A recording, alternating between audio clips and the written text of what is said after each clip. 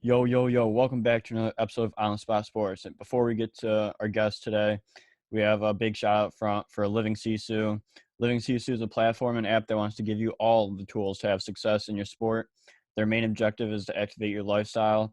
So it's for active people. Enjoy discounts at companies like BioSteel, 30% off, Body Logics, the Goalie Guild, all his books are discounted. Roan, Lululemon for men, 20% off. Online stretching programs with Eccentrics, 1 full month free. They got super silent massage guns, 20% off those.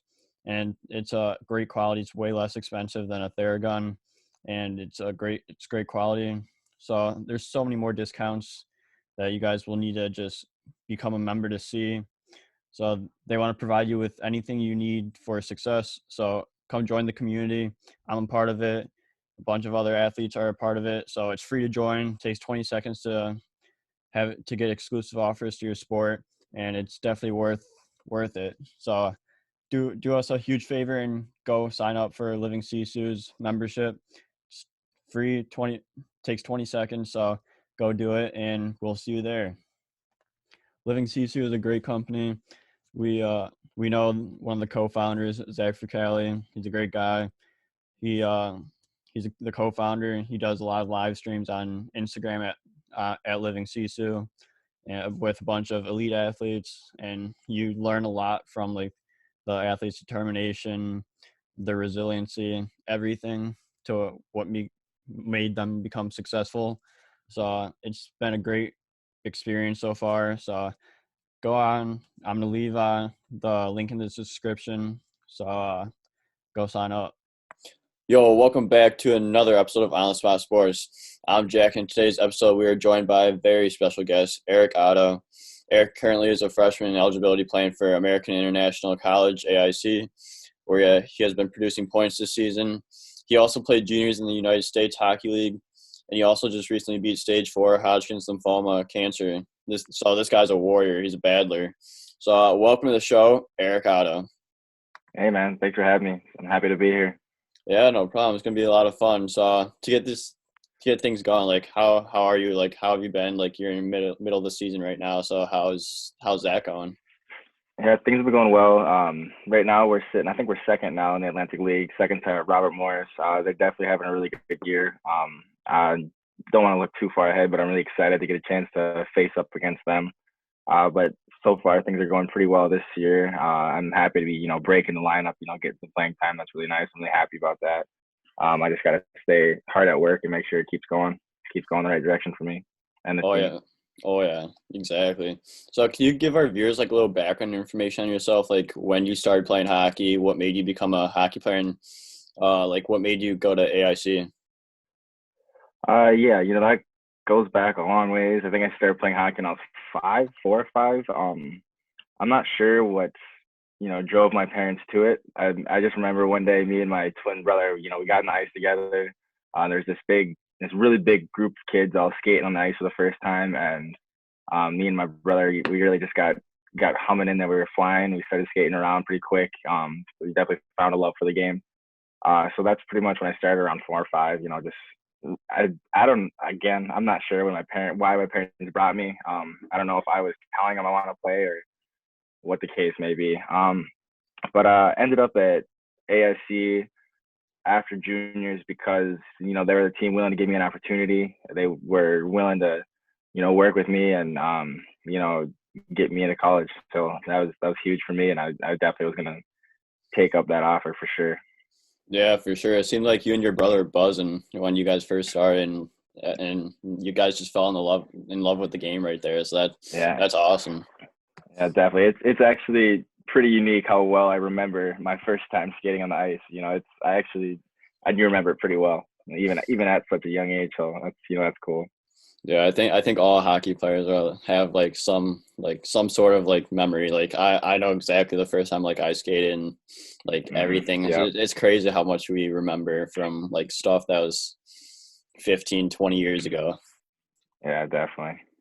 Yeah. So I wanted to start off this episode by like having you talk about like your battle with stage 4 Hodgkin's lymphoma. So like were the emotions going through you when you found out? Because I read that your coach is also with you when Hmm. that all happens. Like, how do you find out about about the cancer and like your battle with it? Um, so say I don't know what day the dates were exactly, but say on Monday, I got talked to my coach and said I wasn't feeling very well. So we got in touch with my school's health office. They had X-rays taken of my chest, and we were just waiting for results. Say I think it was Wednesday.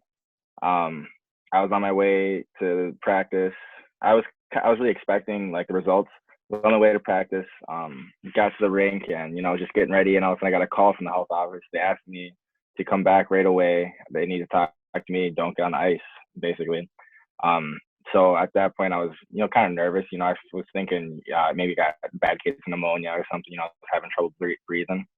Um, but once me and Coach Lang got back to the health office. The doctor took us in right away. She explained that, you know, they're seeing a lot of stuff in the x-ray. And normally, on an x-ray, they don't see that much stuff or anything like that. She used a lot of big words, I couldn't understand or anything like that. But at the end, she did say cancer. And, it's really hard. I didn't know what to think, what to do. I just kind of stopped and looked down and then looked at my coach as he was staying there, staying strong for me. I'm always very thankful for that. Um, it was very difficult. I didn't know how this was going to affect, my hockey career or my life or, my college career. It was very difficult. I'm very fortunate to have, gotten through it and, I'm back to playing at the level I get to play at. So I'm very fortunate. Yeah, you never want to hear that. So like when you were you just thinking about your life, or were you just thinking about like, will I ever be able to play hockey again, or stuff like that? That's a common question. I at first I wasn't too worried about my life. My mom, she's a three-time survivor of cancer. So I guess you know, I had confidence going in about that. So at that point, it was more of, my college hockey career. That's what I was more worried about. Um, my whole life, I've played hockey. I've worked towards, playing Division 1 hockey, and then, hopefully moving on to pros. And I was scared that might have just been stripped from me. So I'm very lucky. I'm very lucky. Yeah, for sure. And just like, what was that battle like, and like getting in the swing of things, like when you finally beat cancer and you were able to play hockey again? Like, what was like the rehab like, and like, how were you able to stay motivated and positive when you were rehabbing throughout trying to get back to playing at your best? It was very difficult. I knew it was gonna be a long road. I had times where I just sit and look at myself in the mirror at like 155 pounds or something. Where healthy I'm 190 pounds. So it was very discouraging. It's very difficult to yeah, stay motivated. Have the drive like or the belief that I'm gonna be able to do this. But once I got back to campus after my treatments and stuff. My team was very supportive of me. They were in my ear every step of the way. They really encouraged me through practices and all the tough drills and tough workouts and stuff. And they just had my back the whole way. I got to credit that to my teammates. They really helped me. They really kept me going for sure.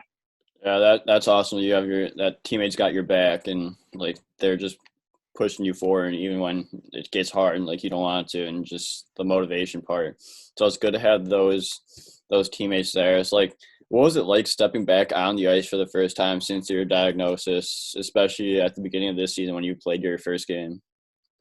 Um, Going back last year, the first time on the ice, is something pretty special. Obviously something that I'd missed for a long time. Um, again, I was just very thankful, very fortunate for the opportunity, even stay on this team, Division 1 program. I was very lucky.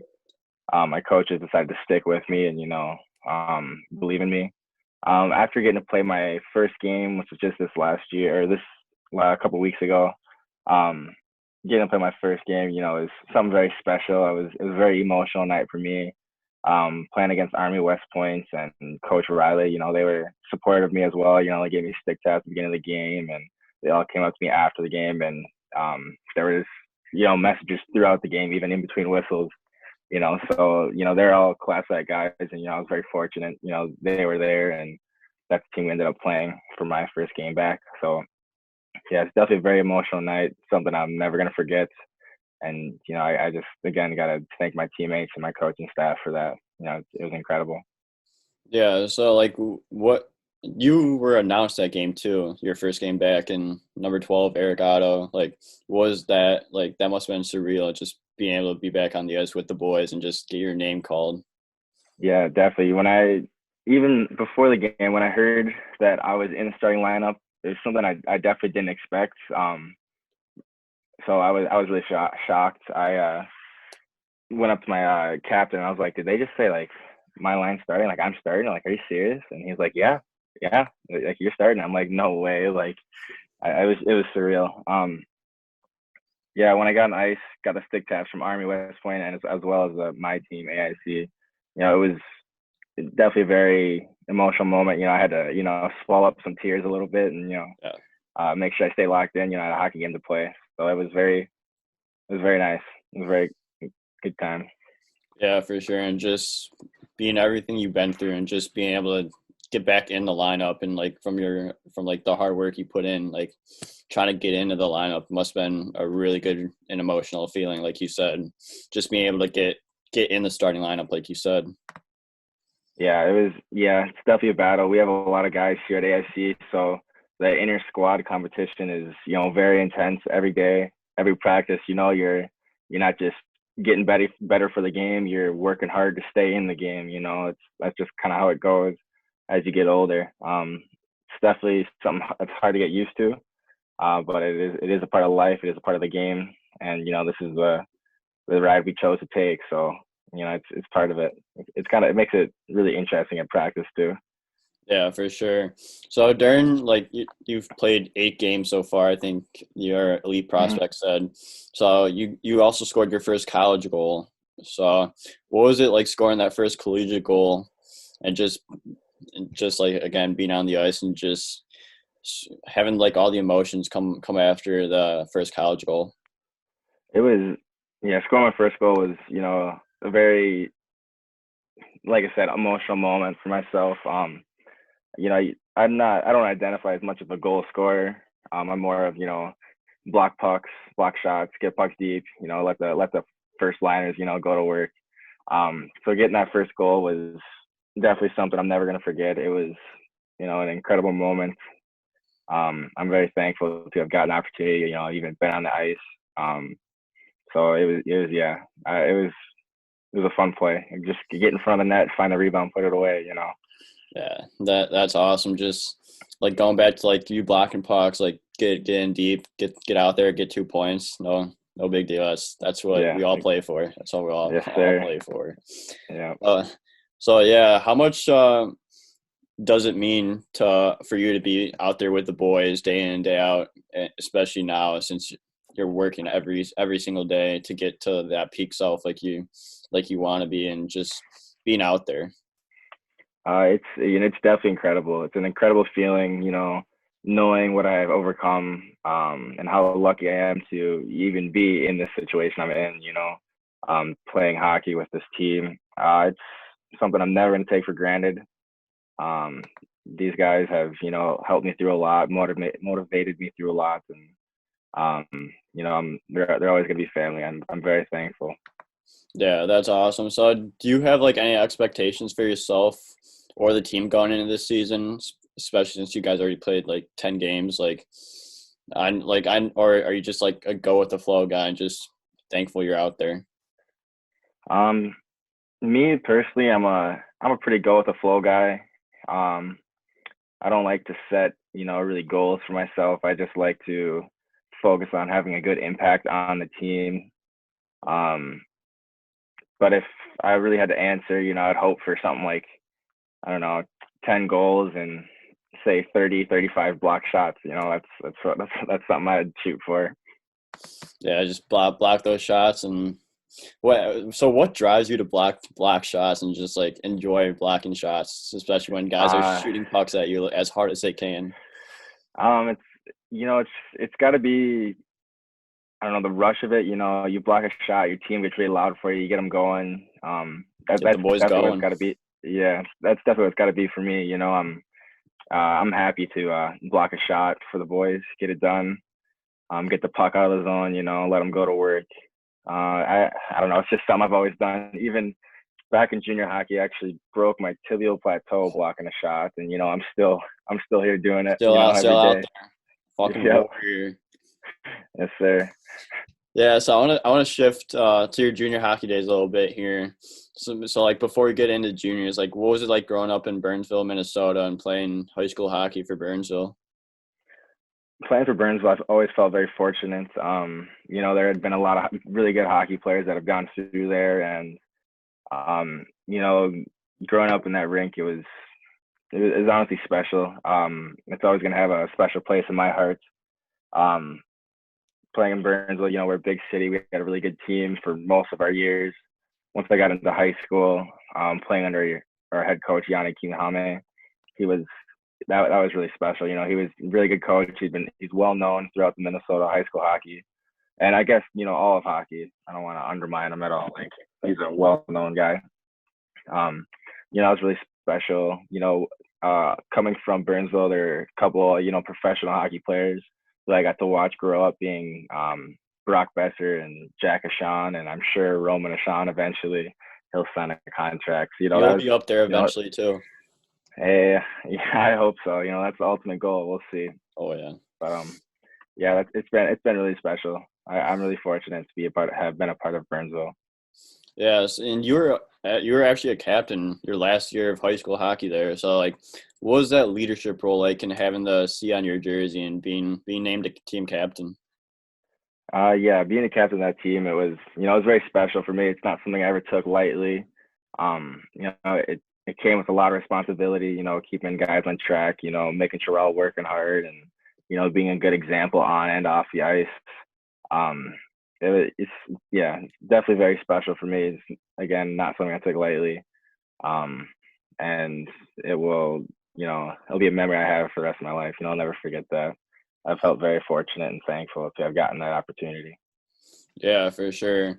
So then going on to junior hockey a little bit, you played one game in the NOL, but you played 2 seasons in the USHL for the Des Moines Buccaneers, and then went on to play 21 games with the Chicago Steel.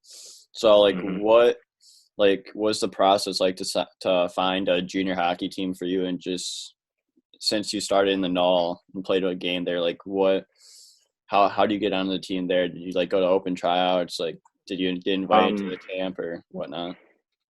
I the game I played the NOL is with the Minnesota Magicians. I was actually on their under 18 team, AAA team for I think that was before my senior year of high school, and I had done really well on the U18 team, and I had been talking to um, I think it was their general manager. I've been talking to him a bunch. And he asked me if I'd be willing to, get on the ice for a couple of practices with them and, possibly play a game if that were something they would want to do. And, it ended up happening. I had a couple of good practices, and they put me in a game situation with the team, and it went very well. I was very happy with how I played. Um, it was definitely, a stepping stone for sure. It gave me some confidence going into my senior season of high school that I could play with the best of them, So um, that was very nice. After my high school season with Burnsville, I ended up getting drafted in the USHL draft to the Des Moines Buccaneers, and that's pretty much what brought me to Des Moines. That summer, I missed my high school graduation to go to Des Moines main camp over the summer, and I'm lucky I made the team. Otherwise, I would have missed my graduation for nothing. So I'm very thankful for that. It's missed my graduation for a team that led me to a Division One scholarship. I can't be more thankful. Yeah, It's it's no big deal. definitely kind of worth it there. Yeah, that's an easy trade for me. So Oh yeah. Yeah, so like that's what a lot of hard work does. Like you were just brought to practice, and then you got into a game with in Minnesota in the NOL. So like mhm. then you go on to Des Moines Buccaneers, like you said, made it out of main camp, and it's like what was your experience like in Des Moines, and just and just being a guy there because you racked up 6 goals and 7 assists for 13 points that season. It's like, what was the experience like playing for the Bucks? Playing for the Bucks, it was some of the best years of hockey in my life. I don't know where I'll go now or what could top it, but playing for the Bucks is probably going to be my favorite years of hockey. Um, it was honestly very special. I'll remember everyone there, all the fans and the billet families, the coaches. They're all very special. I had good relationships with a lot of them, and they're very supportive. There's just us kids playing junior hockey. We kind of felt like pros a little bit. Come to the rink, everyone knows who you are. People are wearing your jersey, your number on the back of them, and it's still very cool. Throughout the game, the building was just electric. It was very loud. It felt like they were right on top of us. It was just awesome to play for them. I'm very fortunate to have been a part of the Bucks family. That's unreal. And just like, what was it like? What was it about playing in Des Moines? Because like Des Moines, you wouldn't think of as a hockey town, but when you get there, like they have the Iowa Wild now, and like the Bucks, and like the atmosphere is insane there. It's like, what's it like playing in Des Moines, Iowa, and just experience like the fantastic atmosphere that they provide? Yeah, it was incredible. I think a lot of it has to do with how the families, or I think a lot of it has to do with how the hockey players live with the families. Um, and then the families are well connected. It just brings more people to the rink. More people, like to show up to the rink and watch guys throw body and throw hands. Like to fight a little bit. Um, the Des Moines Buccaneers were always a good place for that. I think that's what a lot of people liked about them for sure. It's a lot of fun. Yeah, for sure. And so you captained the Buccaneers your second year as well. So did you learn anything from that year of being a leader in juniors compared to what you brought in high school, or was it kind of like the same thing? Um, yeah, being a captain in junior hockey definitely came with a lot more responsibility. We as guys get older, it's a little easier to lose your way, get in trouble, or anything like that. So it's just I did my best to keep a good relationship with everybody. Make sure I know what guys are doing, and keep them out of trouble, keep them on the right path, keep them motivated. And make sure no one's dealing with anything that they shouldn't be dealing with alone. Stuff such as mental illness or anything like that.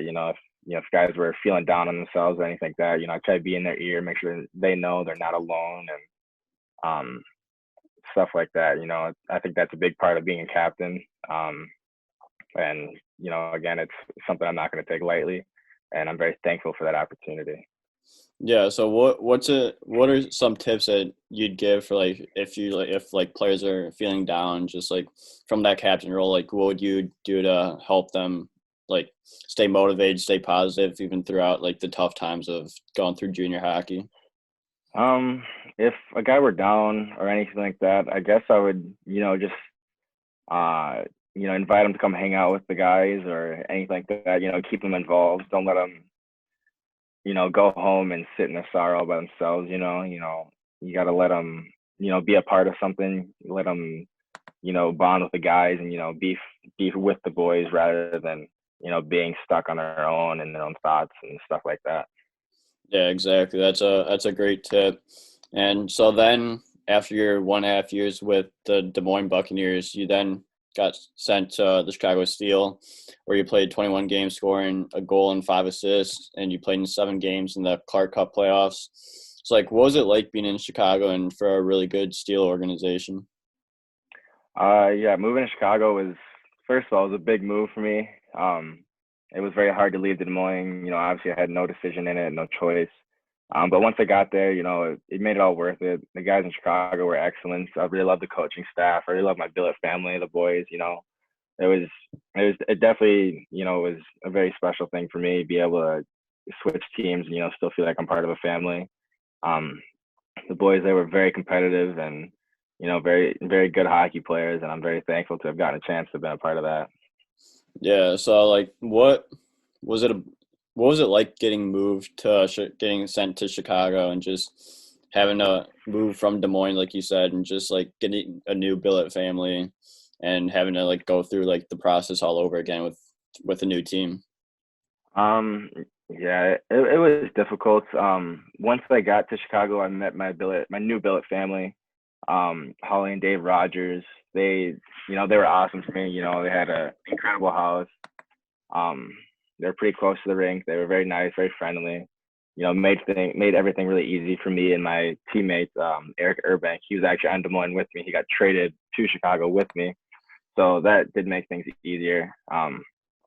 Eric was a really good guy. I was very thankful that he came with me. I didn't get traded alone, so I knew someone going into the whole deal at least. Um, so things were tough getting during the transition, but once I got there, once I got settled in, the Rogers family made it very easy for me, and the team made it really easy, and things just fell back into place.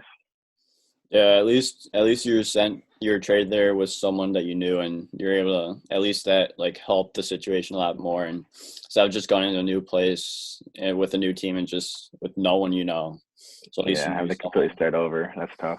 Yeah, for sure. So you played 7 playoff games during your time with the Steels. Like, what was playoff hockey like there in the atmosphere of playing junior hockey in the playoffs? Yeah, it was very intense. In juniors, it's everyone's battling for a spot in scholarship or a scholarship and a spot in a college team, or they're battling for a spot in a pro team somewhere. And everyone knows what they got to do if they want to get to that. You gotta win, you gotta produce, and you gotta work hard. Um, so it's definitely what playoff hockey means. Everyone's going for the win. Everyone wants to be noticed. Everyone wants to be on top. Yeah, exactly. And playoff hockey is a whole lot different than the regular season, like pace, intensity, all that. Like, it goes up a huge Hmm. notch at that point. It's a battle, that's for sure. Yeah, 100%. Yeah, so Eric, I have a few more questions for you before we get this thing done with. So, do you have any tips for younger guys looking to get to the next level and just like working hard and just moving up the ranks like as through like youth hockey, junior hockey, on college? Yeah, I always tell people, if you're trying to play junior hockey or college hockey or even pro hockey, if you're trying to do that, you got to make sure you're the hardest working guy in the room. You know, you can you can climb the ladder, in many different ways. There's a whole bunch of different junior leagues out there. Um, so yeah, make sure you're the hardest working guy in the room. Make sure you're polite to everyone, be nice to everybody. Make sure people like you. Be a part of the family culture wherever you're at.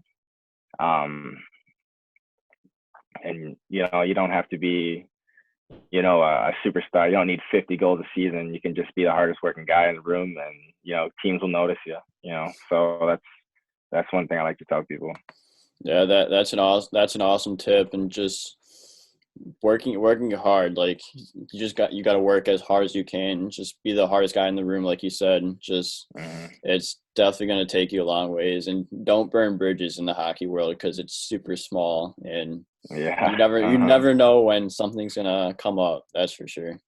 Yeah, definitely. Yeah. So my next question is, what's your favorite pump up or warm up song? Um, that's a tough one. I don't know.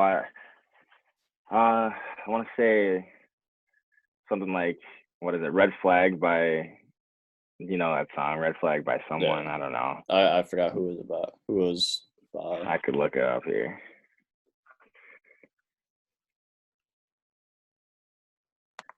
What is it? Billy Talent? Yeah, that sounds familiar. Yeah. Yep. Red Flag, Billy Talent. That's a good one. That's a Yeah, good pump up song for me. that's a very good pump up song. That's Yeah, for sure. I'm sure a lot of hockey players will recognize that one for sure. Oh yeah, absolutely. So like, my final question for you is, what's like your go-to music genre? I think it's got to be alternative rock. If I'm being honest to myself, a lot of guys are big hip hop rap guys. And I don't mind that stuff either, but I think alternative rock is definitely where I fit in, where I, can resonate with a lot of the lyrics and really feel the music. So I think that's it for me for sure. Oh yeah, that's a great choice there. So Eric, Thank you so much for coming on the show. I really appreciate your time and look forward to following your career in college and when you eventually turn pro. I had a ton of fun and hope you did too. And this was awesome. Yeah, definitely, man. Thanks for having me. It's awesome to be here. Thank you very much. Yeah, no problem.